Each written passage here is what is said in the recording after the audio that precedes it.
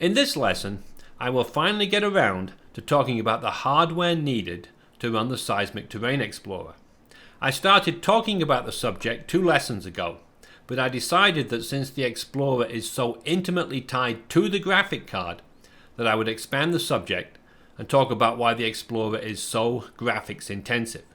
Hopefully, by now you get the point, and understand why you can't run the Terrain Explorer without a good graphic card. In saying that, I don't mean the best card on the market. My main machine, for example, runs with an NVIDIA 1080 GTX, which is about 3 years old. So you don't need the best card on the market, but you do need a good one, otherwise the Explorer might be slow. It will still run, but it might be slow.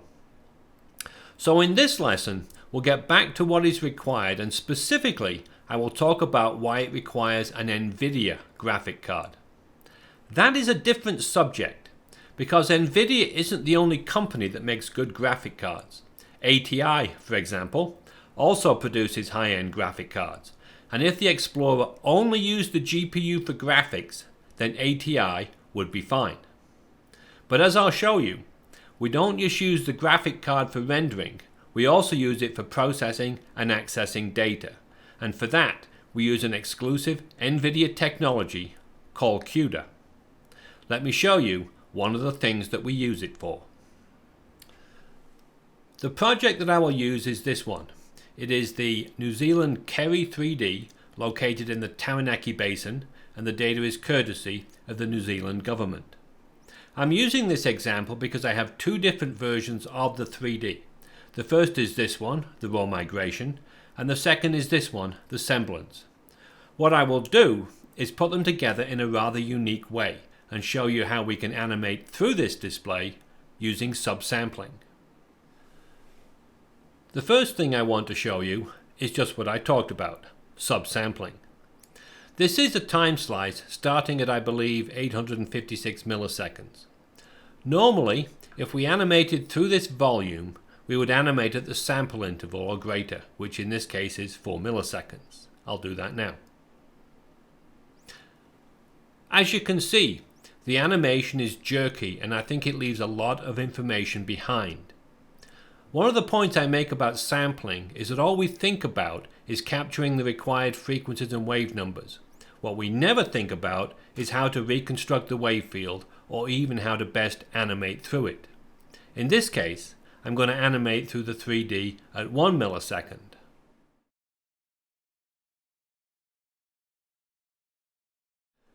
As you can see, the animation is much smoother, and if I were working with this data, this is how I would want to work with it. As I said earlier, I also have the semblance volume for this 3D, and you can see it here. We can animate through it just the same way we could animate through the amplitude data. But we can also do more than that, because we can combine both the amplitude data and the semblance data together in various ways and produce displays like this, which we can also animate through. So what is the point? What has this got to do with hardware? Well, as I said earlier, if all we were concerned about was the graphics in the display, then you could use either an ATI graphic card or an NVIDIA graphic card.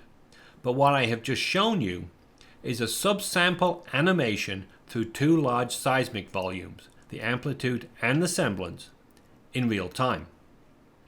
The only way that you can do that is with parallel programming, and I use parallel programming for this and other things all throughout the Terrain Explorer. The language that I chose to use is called CUDA. It is an industry standard, it was developed by NVIDIA, and it runs exclusively on NVIDIA hardware. So obviously, to run the Explorer, you need a relatively modern NVIDIA graphic card. But after saying all that, I don't want you to think that you must go out and buy a new state-of-the-art card, because it's more than likely that you have other geophysical software that will almost certainly be using CUDA itself. So, after 3 successive chapters on hardware, the conclusion is that yes, you need a good NVIDIA graphic card, but you probably already have one, and it will probably work just fine. Could probably have said that a bit quicker.